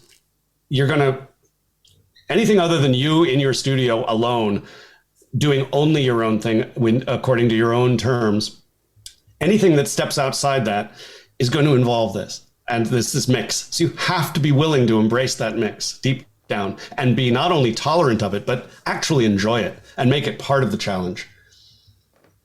So understanding this, that you're getting involved with a giant machine, you're part of a big dance, a giant ballroom dance where everyone's got their steps, and you can be as elegant and perfected in your own little orbit as you can be, but you still have to coordinate and be harmonious with this whole floor full of dancing other people and other little pirouetting and, parts of the machine that are also needing to function. And it's not all about you. So that's one of the things that helps me keep my shit together professionally and maybe otherwise, because that recognition means that I'm not angrily fighting against this as a force that's trying to oppose me. The man's keeping me down. I kind of don't go for that. I don't use that. Maybe I once did. And maybe that's a product of aging, of getting older, is that you just don't need to be you don't even always need to be fighting against, rebelling against something. And that corporate overlord can often be that figure, the substitute figure we talked about earlier, parents and all of that. And it's difficult for some personalities to jibe with that. And that's understandable. There's so many different size and shapes of creative studios now to work in. The good news is that there's so many choices. You can work for a great big company and enjoy all those benefits and suffer some of the corporate structure consequences. Or you can work for a small size indie studio that has none of that stuff. Scrappier, less organized, a bit more chaotic, but really creative and unlimited. So and everything in between. So luckily for creative professionals who want to get into the entertainment industry or lend their artistic skills, there's room for a lot of personalities and types here. But at least acknowledging that when you come into a studio or a company, this idea that you're part of a larger machine is so important. And that is a crucial part of keeping your professional self on track. That's probably suffices as an answer, but there's more. I mean, being organized, there's more. I mean, it's like when one acknowledges the production realities, there are things that then come along with that. You start to, out of necessity, embrace respect for the calendar and your schedule and gating yourself and production process. You really embrace production process. Part of what has kept me keeping my shit together is synonymous with keeping the team's shit together, because that's now my responsibility. And so that becomes a part of my professional and creative self, and probably, hopefully, ideally rubs off somehow into my personal life. We can ask my wife if she agrees with that. But at least in the professional sphere, it is now my job to keep everything kind of running in my domain. It's not about me and my needs on that day. It's about making sure everything is fed, that I get feedback to the artists making the stuff, that I'm talking to the technical side to make sure that the things we're designing are feasible, that I'm talking to my producers to make sure we're on schedule and keeping within scope, looking out ahead for the next 3 months or more of planning stuff out. So all of these different, it's three-dimensional chess. And it's so much more than that core act of drawing and designing, which hopefully is still there somewhere in my mix. It's just been replaced by, out of necessity, all of these other layers. And at the end of the process, I can feel proud of a higher altitude role in steering a much larger ship through this process, and be proud of the work that all of the team has made. It is, at that point, really not about me. It is about all of them and making sure they all get seen, their work gets seen and represented the best, and that they get credit for their work in name at the end of the film or at the end of the game or whatever, that they're elevated. My job becomes elevating the team beyond elevating myself. So I hope that all of that stuff, if I'm doing that well, starts to rub off on me as well. So on the, I guess, on the topic of, like, you know, your career, your work, keeping yourself focused and kind of on track, what's the, going forward or in recent years, what has been the goal? What do you have any aspirations for the future, things like that? Is there something you've got in your mind, you know, that you would like to do? Or yes, there is. And it actually dovetails nicely into part of your last question, which was sort of how I keep creatively alive and energized and moving forward through the span of gratitude for just all the things that allow me to even make that happen, and for the opportunities that I've had. And part of my answer to that question is that I've not wanted to continue doing the same thing forever. And that goes back to the question you asked earlier about style specialization versus being sort of a broader style, you know, that we talked about that. And it's analogous, really, because I have wanted to do more things. And a big moment for me came when I'd been 8 years at ILM, and I was approached very aggressively by a recruiter from Electronic Arts video game studio happened to be in the UK, happened to be south of London. And I was eventually persuaded to take that job. And it was something I never thought would happen. I'd achieved my early childhood dream job of being an ILM. Why the hell would I leave?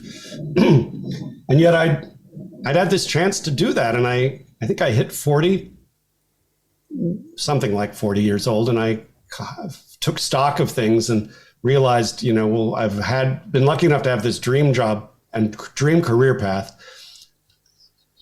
I'd done it enough times, had the privilege of and honor of working on all these different kinds of movies with all these amazing effect supervisors and artists. Now, what do I want to do when I grow up? It was like another round of that I was lucky enough to be able to even think about. And so that's why I finally decided to take a leap and leap into the unknown. Video games had evolved. They never really interested me much.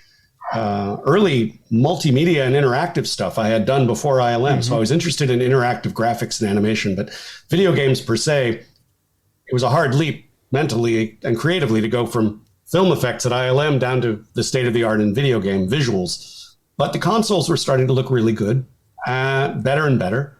And the aspiration was set, and the technology seemed pointed in the right direction, that there was going to be a revolutionary change, an evolutionary change in video game visuals. And so a couple of my colleagues in the film effects world, even at Lucasfilm and ILM, had already leapt over to games ahead of me by a few years, and they reported back very positive experiences. They too had enjoyed long careers before that in the film world, and they were really enjoying this new territory. And so part of that lent encouragement to me to take this leap. So that was one of the times I took a leap from a comfortable place to an uncomfortable place, to seek out change and to challenge myself to grow. Not to mention there was a great opportunity to live in the UK for 2 years. And that was part of the growth experience, part of the challenge of doing something different and mixing it up. So that's another part of the answer, is challenge yourself to do different things. Don't get stuck in a rut, and don't get overly specialized to the exclusion of so much that you don't live the full, rich life in general or creatively and artistically that you might. Yeah. And that is a way to keep energized through the long haul. Don't think of things, any chapter, as necessarily being forever. And so that's been huge. And to finally come around to answering your question, bringing all of that up to the present, the thing that I got a new gift. I got a new gift, which was this opportunity to work in a whole new realm about a decade ago, when my family and I moved up to from San Francisco, up the coast to Seattle, the Seattle area, even farther up in the far northwest corner of the United States. And sorry, my voice is starting to go.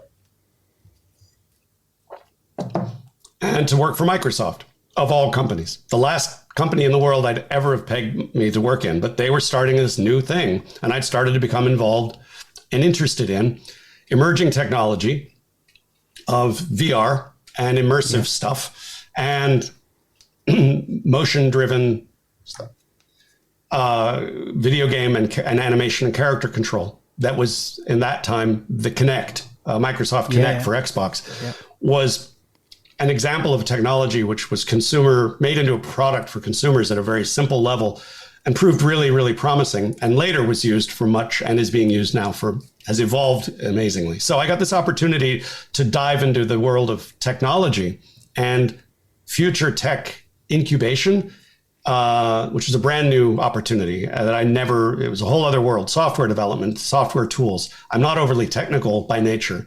I understand a lot of technical processes and aspects, but I'm not an engineer, let alone a coder at all. My challenge is always just to know enough so that I can have an intelligent conversation with the technical people. But I never presume or pretend to be that. So the last 10 years has been me really going back to real time. I happen to be working for a video game company right now, which is doing really fun work with a team using the state of the art in real time game making tools, specifically Unreal and Unreal 5, having a blast doing that. And I'm also fascinated with, and got this opportunity at Microsoft I was talking about, to work on what became the HoloLens, mixed reality, augmented reality headset, and a lot of related VR and augmented reality stuff. So building characters and worlds and content, storytelling in this immersive form, by doing this with my hands. I'm just meaning all of it: VR, AR, MR, all of the R's, all of the digital realities. I'm interested in all of that. So it's become less about the actual thing I'm designing. Again, it's about this amazing new feeling of being immersed in the content that I'm so interested in. And it's the time, it's the place for all these things to finally come together and actually gain momentum and evolve.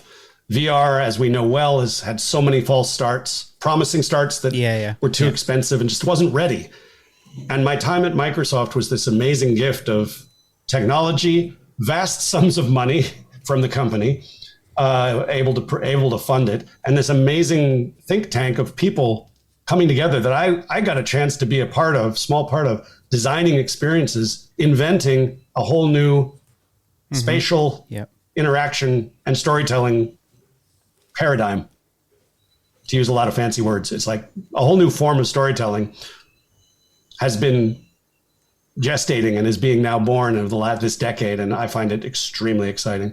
And on the sort of adjacent to that, different but related, is virtual production, like we talked about. I'm fascinated with that as well. And again, all this comes down to the common thread is real time. that real time has evolved now to the point where whether it's on The Mandalorian with the volume and that kind of work, or the work that Cameron's been pioneering on Avatar, that's also evolving now and becoming more widespread.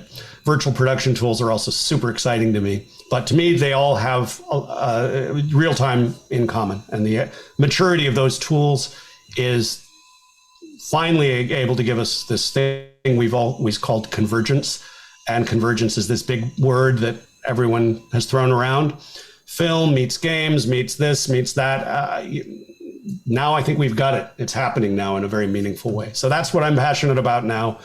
And that's what I'm looking forward to being involved in some form going forward. You seem like you really have your finger on the pulse. I mean, from the time with the Mummy and blending all that technology and expertise and skills to, you know, like you said, uprooting your entire life and moving to the UK to work for EA at a time where games were really, video games were really turning a corner.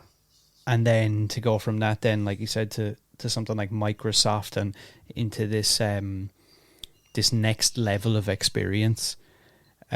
You've seemed to kind of been able to, I guess, move and evolve with the different stages of the industries and different things. Is there, I don't know if you had seen the stuff with Unreal 5 with the Matrix thing on PS5 and stuff. Yep. Just did that a couple of weeks ago. I borrowed my friend's PS5 and did exactly that. It's I don't even know what to say about it. When I had seen it online and the hype online, I was kind of like, yeah, whatever. It's just another one of those things. And then I started to mess around with it. And I was like, oh, okay, this is like now I feel like I may actually be in the Matrix. Where do you think? I guess a really you know you don't have to go into super detail, but a really simplified answer. Where do you think all this stuff takes us? Like, will we get to a stage where, you know, I could potentially put on a headset and be in Egypt walking around with Brendan Fraser? Can we get to that level? Oh, you said really simple answer. You know, I'm not very good at that. I'll do my best. The short answer is yes, I do. I do really think we're going to get there. It's absolutely not if, it's just when and how fast.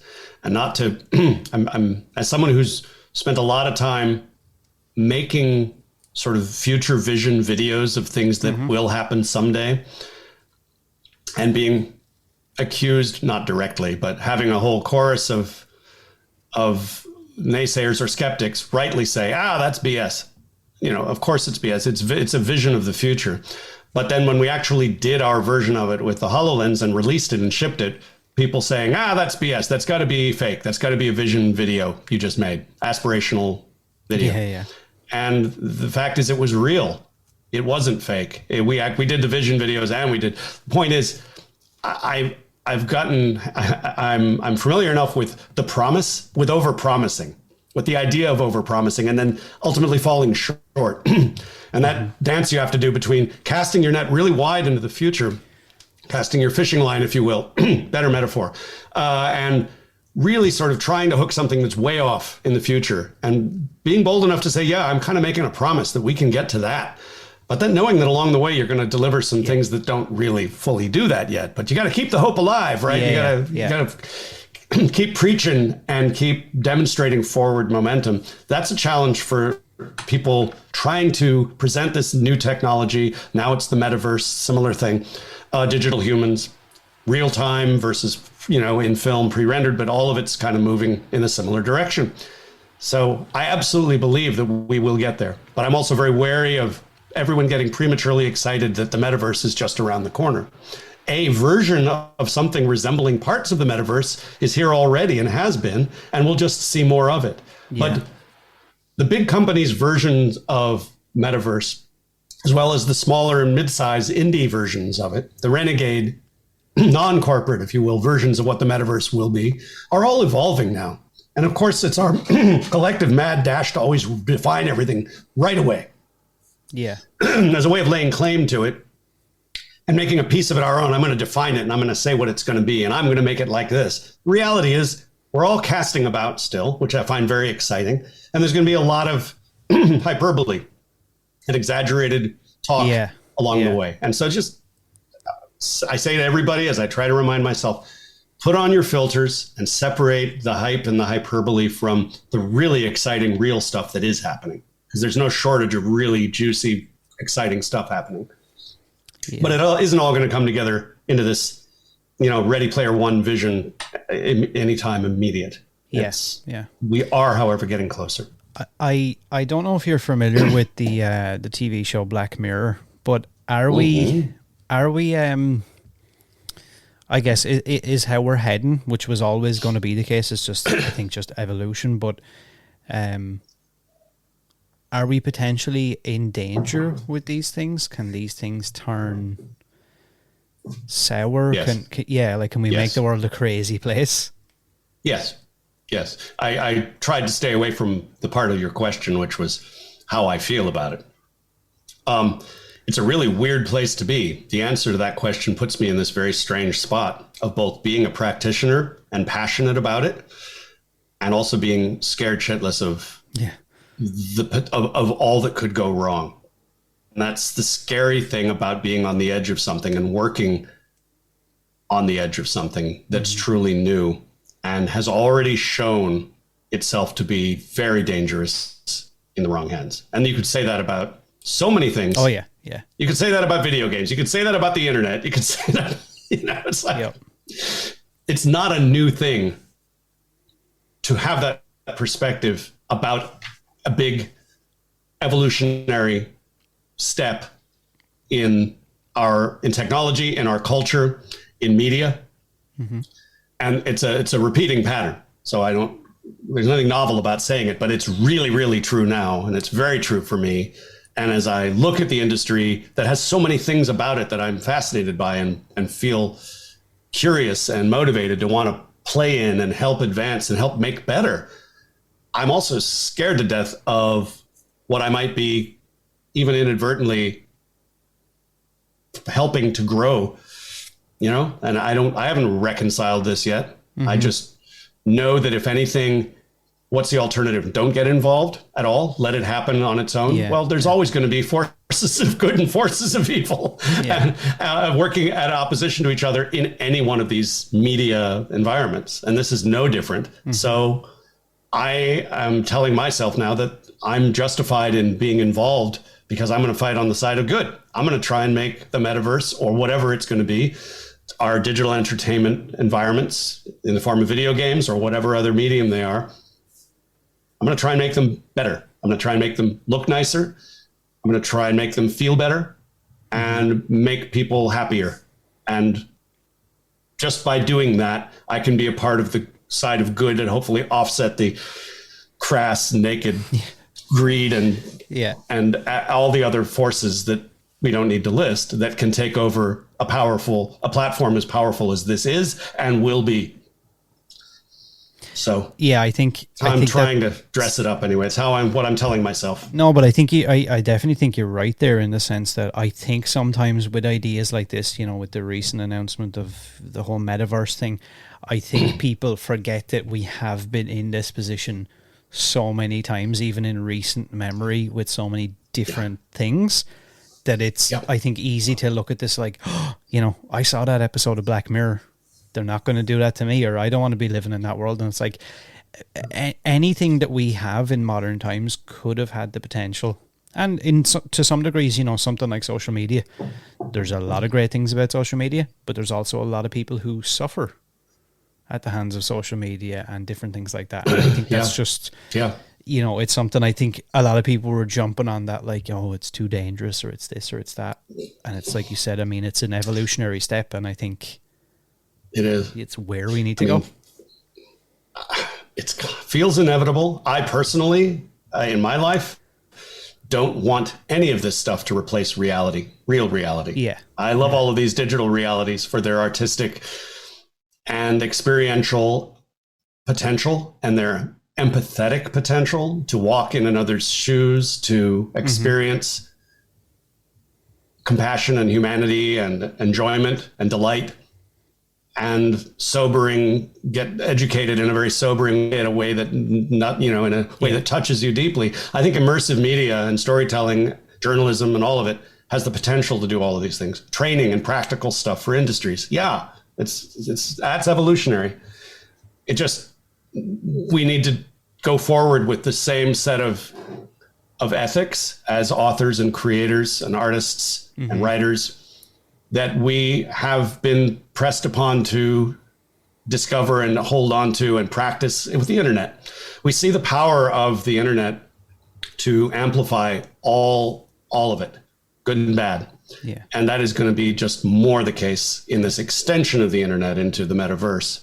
And so when you talk about artistic, creative, and business ethics on a social level, on a business level, monetization, editorial, free speech versus, political, really, it gets political very quickly. Issues of free speech versus censorship, moderation versus, anarchy, or individuality versus all of it, the collective. This stuff all just, it's another stage. It's another theater, really, for all of these same issues that are so hot right now to just be amplified even more. And the Twitter sphere and all of the rest are just other versions of it that are showing us all the things we need to be extra mindful of as we go forward into this. Yeah. It's going to be messy. Okay, so final. Well, I'll get off the heavy stuff now. I have two or three final questions before I let you go. What are some of your comfort movies? Do you have, or TV shows, or anything that you find yourself maybe? I don't know whether you stick them on in the background or you'll watch it to kind of relax or take you away from reality. That's a great question. I just had, if I prepared myself in advance with any mental lists in advance of this conversation, I was assuming simplistically you'd be asking me for my favorite horror films and my favorite, the darkest, scariest stuff. And I was going back to my grindhouse childhood days going, I'll talk about David Lynch and I'll talk about this and that and Piranha and all that good stuff. But I wasn't prepared for you to ask me that. So that's a nice one. I mentioned him earlier, but Miyazaki as an artist, as a vibe, as an aesthetic, as a window into that whole Japanese anime and animation art style is a comfort place for me. When our kids were younger, we were introduced to My Neighbor Totoro, and that was kind of love at first sight. And I know I'm part of a massive worldwide community who feels the same, but that's a low hanging, easy one for me.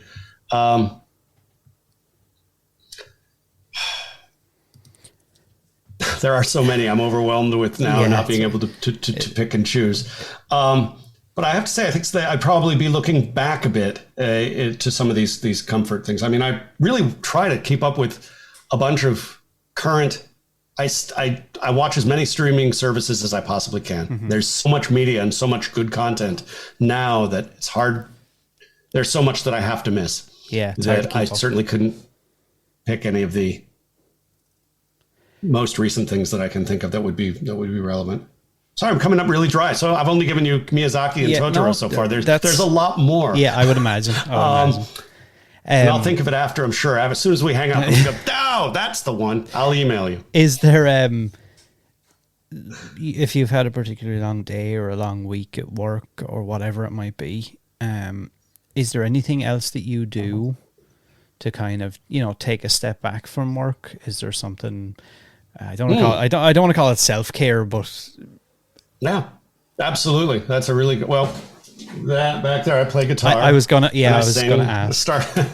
I sketch. I still draw. That's, and when I have time to do a digital project, that kind of dovetails more with my work a little bit, then I do that. But I've been relearning 3D tools because I really love working in 3D.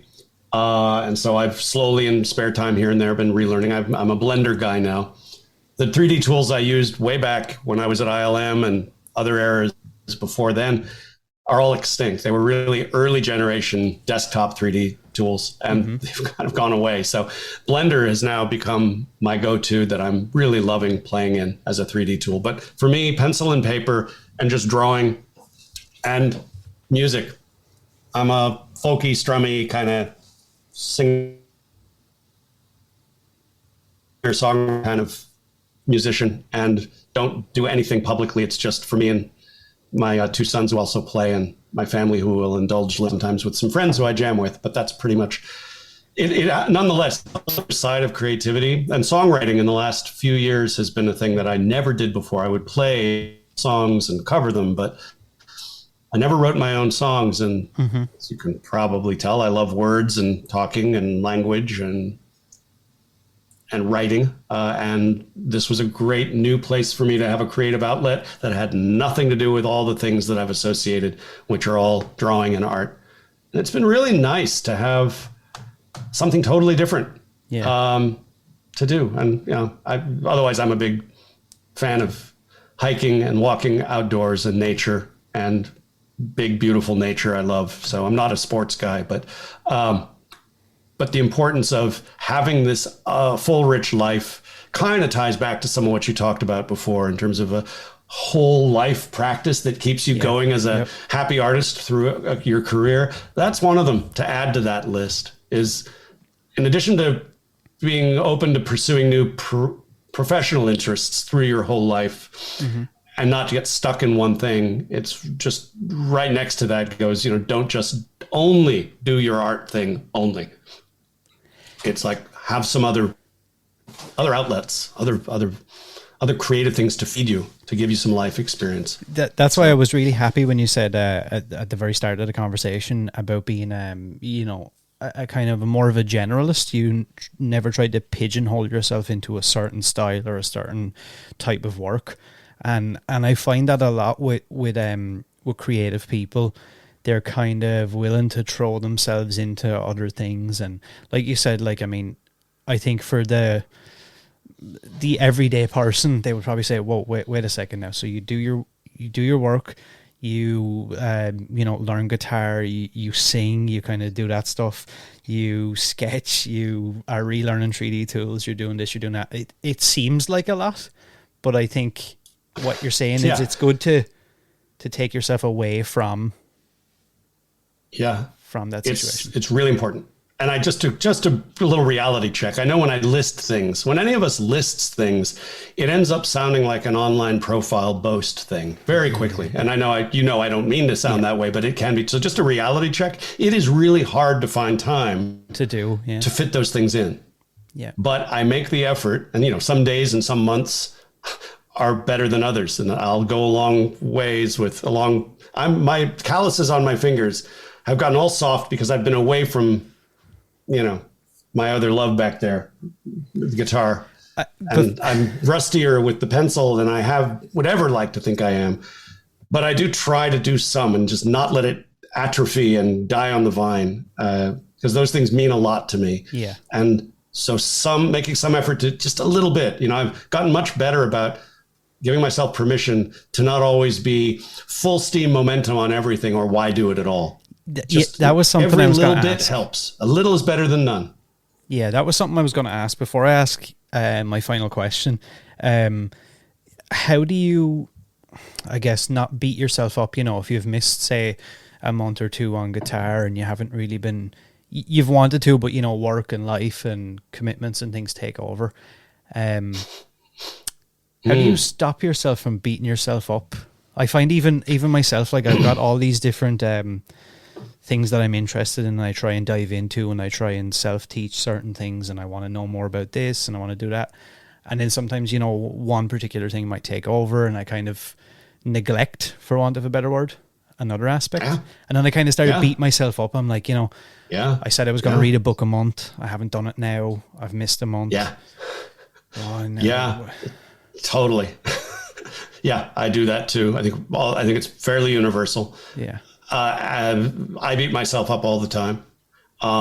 It's kind of, we're often our own favorite bags.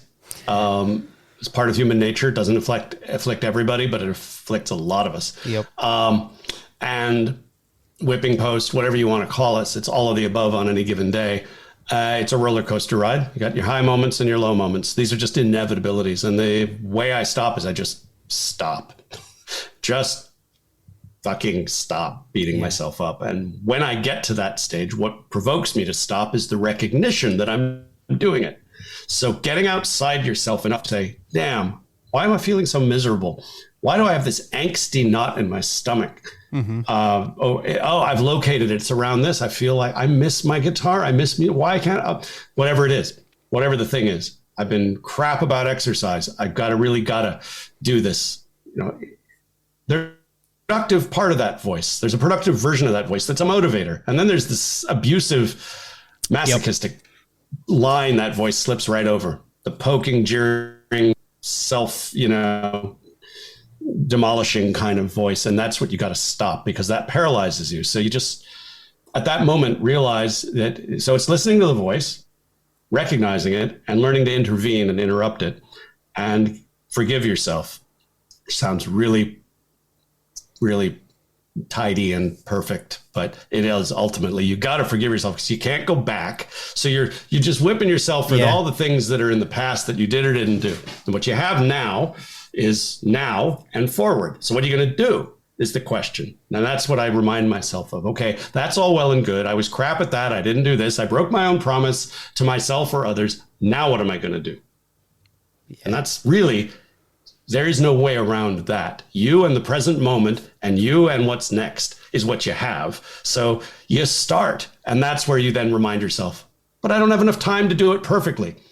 And then the old saying, the perfect is the enemy of the good. Well, don't worry about being perfect. Just worry about starting and doing something, maybe get to good, and just be there for a while. Just work on that. Perfect, and the best version of it is all in good time.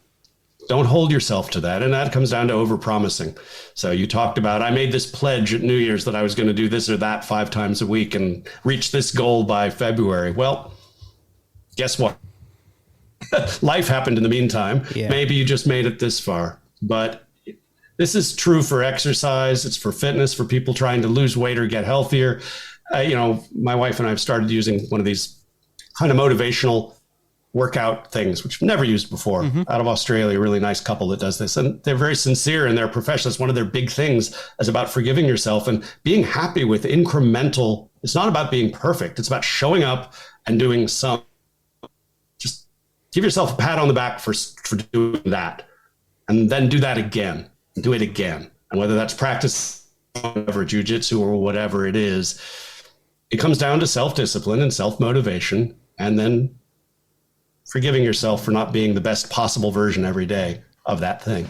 Yeah, there's a guy I've read his books and I listen to him a lot, Simon Sinek, and he talks about basically what you've just said as regards if I want to get in shape, if I want to do this, you go to the gym. And what a lot of people do is they go to the gym for maybe a day or two or a week, and then they come back and go, nothing's changed.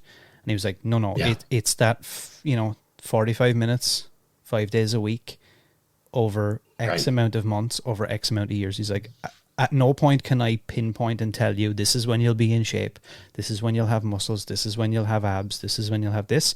All I can tell you is at some point, if you follow those incremental little, at some point you will be at that stage. And it's you'll have arrived and you'll hardly have noticed. Yeah. Hey, I guess I'm here. Yeah, it's fascinating.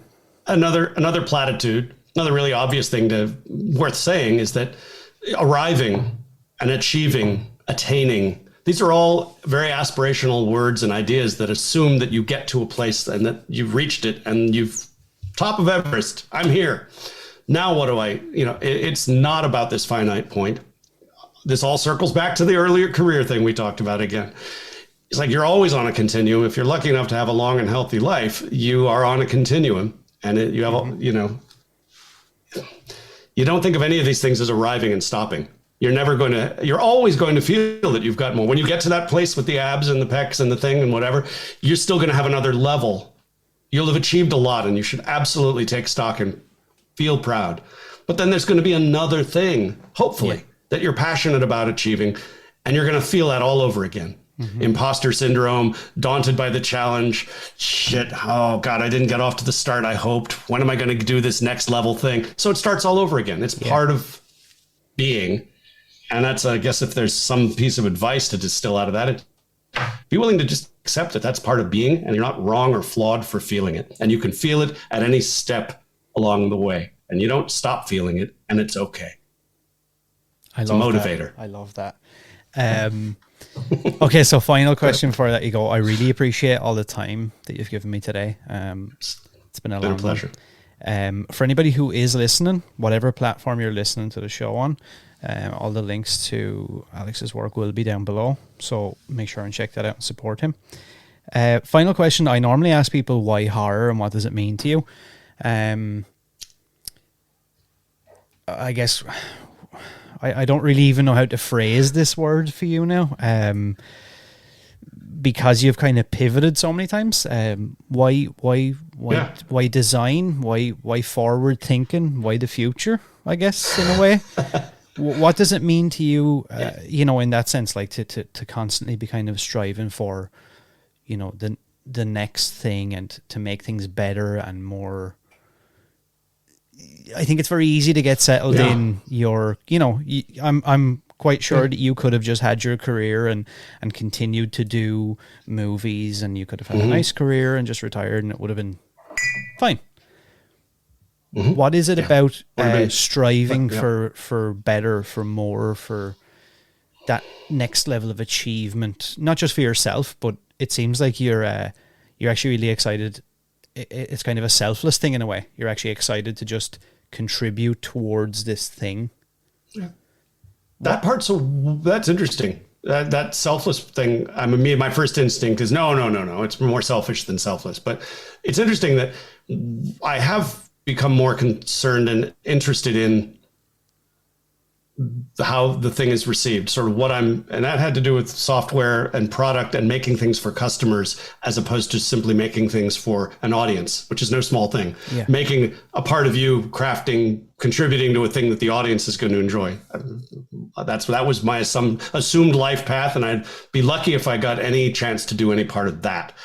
By moving, when the whole thing at Microsoft started to flip another switch in me that had been never really turned on before, which was the idea that it is about so much more, again, similar in ways to it being not about me as an artist, but about my team that I'm helping direct creatively and guide towards a common goal, that goal then involves the people on the other side in a way. And when you're designing interactive experiences and products, be it a VR game or a VR story that's part of a news documentary or some other experience, you are having to consider the audience, the user, in a new way, because they're interacting, how they feel and what they take in. And so that forms a sort of interest and ethics, a concern that adds to my other list of things that matter to me.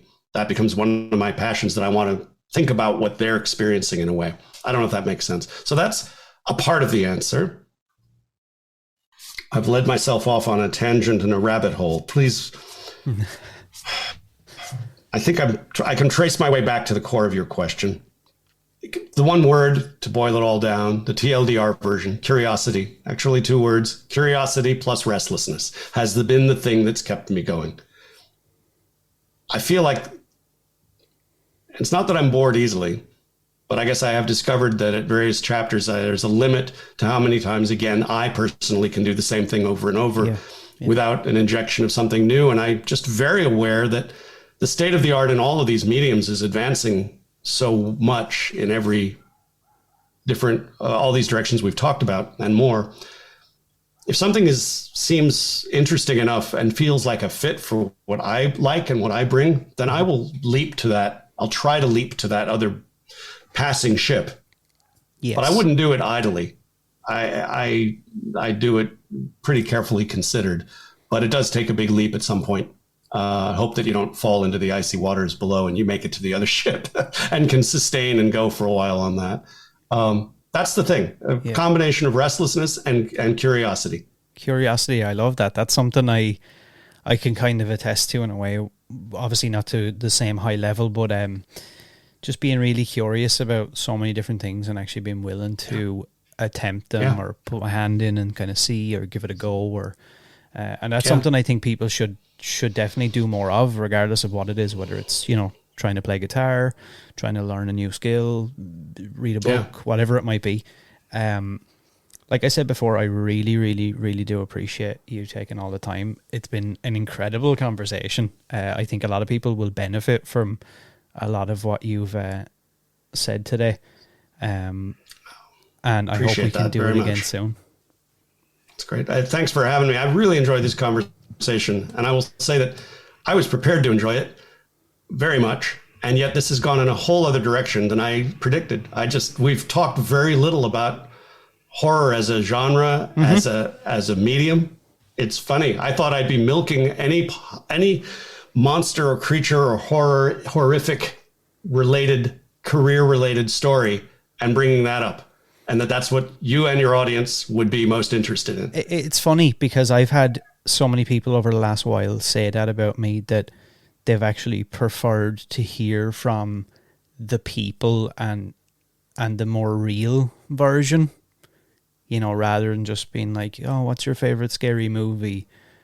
Blah, blah. And just kind of, and I don't know whether that's just down to me. I'm actually, and I guess this is kind of my selfish aspect of it is I actually get to learn, and I get to speak to someone who I admire, and I kind of get to pick their brain. And I think other people then feed off of that, and they get the golden nuggets as well.